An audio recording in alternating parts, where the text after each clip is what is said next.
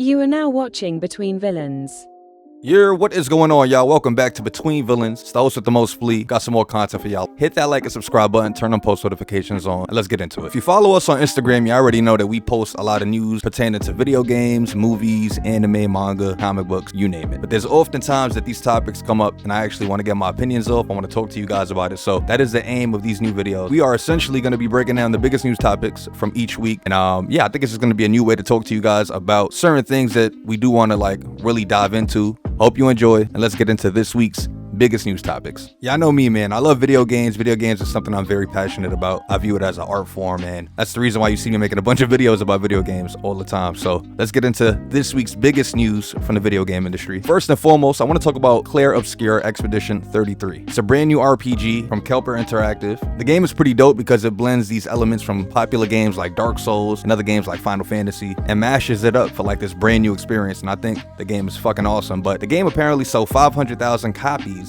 on its first day. A lot of those copies coming from Steam. The game is also available on Xbox Game Pass, but yeah, man, I think this game is going to be in contention for Game of the Year. The fact that this game is only $50 and has the level of polish that it has, the gameplay is awesome, the world is beautiful and expansive, the story is top tier, the voice acting is top tier. You got my man Daredevil, Charlie Cox voicing the main character, Gustav, in Expedition 33, and I just think that this is something that the video game industry needed, a trend that we need to start seeing more. We don't really need these video games to be super expensive, where they spend $200 million on production and stuff like that, only for the game to come out and flop. This is also ducking the trend that every game needs to be a live service game. To be honest, I'm over the whole live service thing. I think video games need to chill. There's only enough time in the day to play so many games, and with these games trying to get you to invest for weeks and weeks and weeks, it's good to see a game come out just straight be single player, be highly polished, not asking for any microtransactions, nothing else that you got to pay for.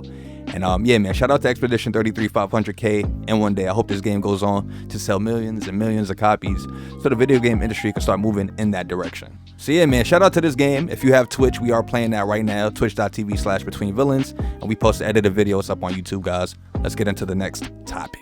Let's keep the video game news rolling. This week, Xbox kept cooking. They shadow dropped The Elder Scrolls 4 Oblivion on Game Pass right after announcing it. Thought it was a great move. We obviously saw them do the same thing with Ninja Gaiden 2 a couple of months ago. So it seems like this is Xbox's new approach to shadow dropping games like that. I think that this means that at some point, we're going to get either Fallout 3 or Fallout New Vegas remastered in the same way. But the news here is that they actually have 4 million players the first week, which is fucking mind-blowing. Now, this might be an unpopular opinion. Elder Scrolls 4 was one of my favorite games of the Xbox 360 era, and I actually preferred it to its sequel, which was Skyrim. That game was super popular, went on to sell a bunch of copies, but in my opinion, I think Oblivion was the better game, and to see this get this level of polish, the level of detail that it got, the amount of love that they put into this remaster is just amazing. Very happy for Bethesda. Seems like they're back in their bag. They had a rough couple of years with Fallout 76 and Starfield not really living up to expectations, and seems like Bethesda was kind of falling off at one point, right? The rumors could have started is Bethesda really falling off? Are they not the same people that they were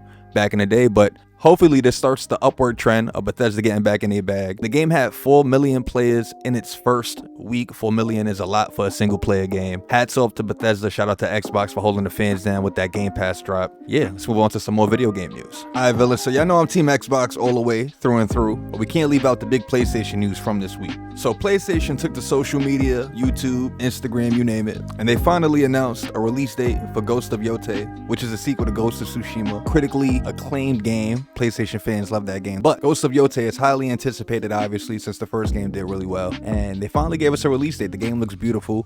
We got some gameplay as well. And I think that the fact that this game is committed to a 2025 release date really means that PlayStation is in their bag. They have a clear-cut vision on the game. Not for nothing, I'm Team Xbox, but PlayStation handles their first-party games with very, very, very much love and passion. And I know my PlayStation dudes is hype right now. So yeah, man, Ghost of Yotei launches October 2nd. Pre-orders are gonna go live in May, apparently. And I think Sucker Punch Studios is about to go crazy again, y'all. What do you guys think of the game? Let me know down below in the comment section. And let's move on to some movie news. Yeah. All right, villains, so kicking off the movie news is probably going to turn into a rant, to be honest. This piece of news actually pissed me off this week. I went on a rant in the Between Villains group chat. One of my biggest complaints about Captain America Brave New World is that we waited about 20 years to finally get some updates on Tim Blake Nelson's The Leader, Samuel Stearns. It got announced that he was finally coming back to the MCU since his debut in 2008 in The Incredible Hulk. The movie finally comes out, right? We know he's in the movie.